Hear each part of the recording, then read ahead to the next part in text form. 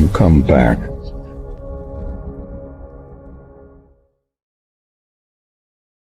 ऋग्वेद के 10वें मंडल में जब आप पढ़ेंगे पुरुषाह सुक्ता के अंदर, तो आपको पढ़ने के लिए मिलेगा।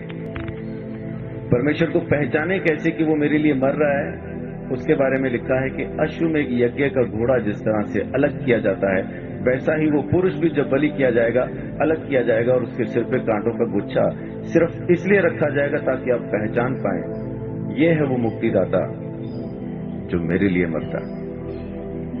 ये बात मैं परमेश्वर की कर रहा हूं, ईसाइयों की कर नहीं रहा। ईसाई की सुन के अगर समझ के सुनेंगे, आपकी समझ के बिल्कुल बाहर बातचीत है। एक ईसाई बोलता है, हिंदू सुनता है, कुछ समझ में नहीं आता।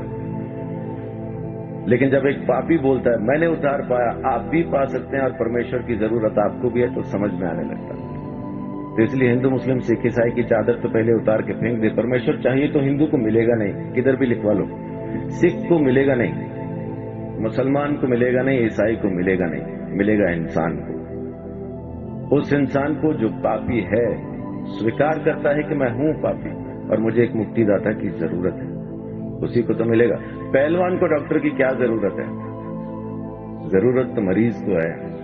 तो धर्मी को परमेश्वर नहीं चाहिए, परमेश्वर तो पापियों को चाहिए, और पापियों को बचाने ही वो जमीन पे आया है, यही उसकी मोहब्बत है। तो मैं अपनी बात को यहां खत्म करता हूं कि परमेश्वर प्रेम है। बाइबल के अंदर लिखा है, पहला यूहन्ना की पत्री में 4 अध्याय में लिखा है कि परमेश्वर प्रेम है।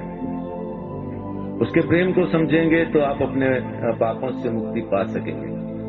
दोबारा जन्म होना नहीं है आपका। माफ कीजिए, एक चीज ये छोटी सी क्लियर करके मैं अपनी बात को खत्म करूंगा, क्योंकि अपन को शैतान ने एक वहम में डाला हुआ है कि इस जन्म में नहीं तो अगले में मुक्ति हो जाएगी, इसलिए अपन आराम से बैठे। कहने वाले ने कहा था काल करे सो आज कर, आज करे सो अब, पल में प्रलय होगी, बहुरी करेगा कब। लेकिन शैतान ने बोला आज करे सो काल कर, काल करे सो परसों। इतनी जल्दी क्या पड़ी है जब जीना है बस। बच्चे आपका नाम क्या है? ध्रुव। आपके बच्चे कहाँ हैं? अजीब सवाल है। उम्र क्या है आपकी? 9 साल के बच्चे से मैं पूछ रहा हूं कि आपके बच्चे कहाँ हैं? आम के पेड़ पे जो मई जून में आम लगने हैं, इस वक्त कहाँ हैं? बहुत बहुत शुक्रिया। गुरुजी कहते हैं आम में, उसी पेड़ में वो आम है जो मई जून में दिखाई देंगे। तो ध्रुव के बच्चे कहाँ हैं? ध्रुव में। जब उसका मौसम आएगा बच्चे नजर आएंगे। तो जब ध्रुव नहीं था तब उसके बच्चे कहाँ थे? पापा में। और जब पापा नहीं थे तब ध्रुव के बच्चे कहाँ थे? दादा में। जब दादा नहीं थे तो कहाँ थे? तो उनके पिता में, उनके पिता में, उनके पिता में। ऐसा अपन किताब को फोल्ड करते जाएं तो उस आदम में पहुंच जाते हैं जिसको परमेश्वर ने बनाया, और उसमें बीज डाल के कहा अब तुम पैदा करो। हर जानवर को, हर प्राणी को, हर चीज को परमेश्वर ने बीज के साथ बनाया और आज्ञा दी अब तुम पैदा करो। तो जब परमेश्वर ने आदम को बनाया, हम आदम में थे। जब परमेश्वर ने आदम को यह आज्ञा दी ये फल न खाना, तब हम आदम में थे। जब आदम ने आज्ञा तोड़ी तब हम आदम में थे। जब आदम परमेश्वर से अलग हुआ तब हम आदम में थे।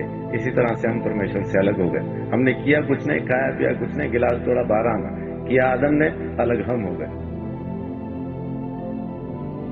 वेदों में लिखा है कि बच्चा पैदा होते ही पाप के हाथ में सौंप दिया जाता, पैदा होते ही पापी हो जाता, कारण उसका बीज पापी है। एड्स जिस माँ बाप को है, बच्चा पैदा करेंगे एड्स की बीमारी के साथ पैदा होना। इस वजह से हम पैदा ही पापी होते हैं, इसलिए हमें मुक्ति की जरूरत है। और अगर मुक्ति हम खुद ले सकते होते तो मुक्ति दाता शब्द कभी आता नहीं।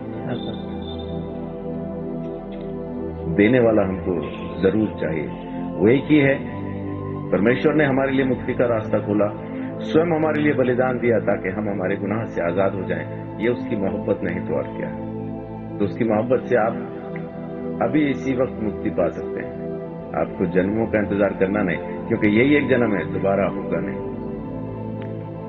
आज के बाद दोबारा हम कभी पैदा नहीं होंगे, ये पहला और आखिरी जन्म है। मुक्ति मिलेगी तो अब, नहीं मिलेगी तो कभी नहीं। तो परमेश्वर प्रेम है, उसके प्रेम को समझे, उसके दिए हुए उद्धार को समझे। यीशु मसीह ने मेरे लिए मेरे सारे दंड को सह लिया और मेरे गुनाहों से मुझे आजाद किया। ये काम उसने आपके लिए भी किया है। बस आपको स्वीकार करना है। परमेश्वर आप सबको बहुत आशीष दे। बड़ी बात।